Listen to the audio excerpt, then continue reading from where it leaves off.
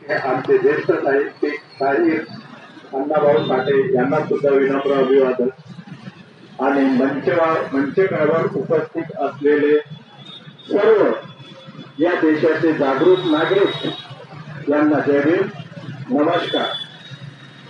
भाइयों और बहनों मी म्हणणार नाही, कारण या भाइयों और बहनों या दोन शब्दांनी आपली पार वाट लावून टाकलेली आहे, बरोबर आहे। त्यामुळे फक्त यांच्या तोंडात राम आणि बगल में छुरी हा प्रकार घडतो आहे। त्यामुळे भाइयों बहनों तुमच्या कानावर जेव्हा पण येईल तेव्हा तुम्ही सतर्क राहा। आता हे जे जन आंदोलन उभे केलेलं आहे त्या सर्व संस्थापक तसेच त्यांना समर्थन करणारे इथं जमलेले सर्वांचे मी अभिनंदन करतो आणि त्यांनी एक प्लॅटफॉर्म मिळवून दिलेला आहे। या प्लॅटफॉर्मचा उपयोग कसा करायचा त्यांच्यासोबतच आपला सर्वसामान्यांचं पण कर्तव्य आहे, त्यामुळे त्यांना आपण समर्थन केलं पाहिजे। आता विषय आला शिक्षणाचा, तर आज जंतर मंतरचं आंदोलन आपण घेतो हे आधारितच शिक्षणावर होतं आणि जेन म्हणजे आत्ताच्या पिढीनं ते जन आंदोलन केलं आणि ते आंदोलन त्यांनी सक्सेस करून दाखवलेलं आहे।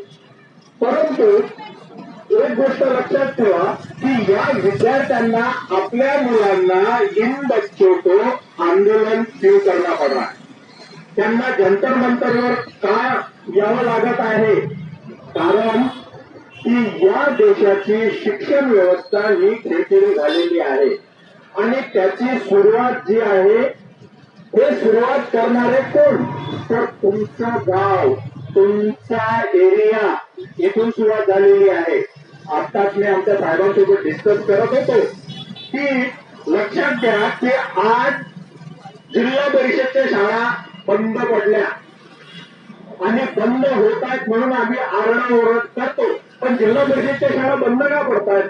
मी जबाबदार आहे, तुम्ही जबाबदार आहात, कोणीही दुसरं तिसरं याला जबाबदार नाही।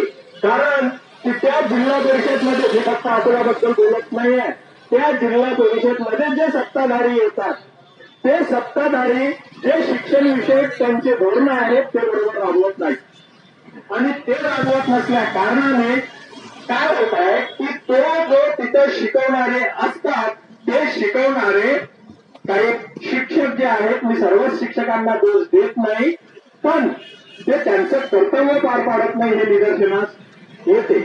आणि दुसरी गोष्ट निदर्शनास येते की फक्त तो शिक्षक जबाबदार नाहीये, तर त्या शाळेचे जे शाळा चालवणारे आहेत, सुरुवात होते तिथला अधिकारी व्हिडिओ आणि त्यांच्यापासून सुरुवात होते जिल्हा परिषदचा अध्यक्ष आणि सीईओ, हे दोघे जबाबदार आहेत।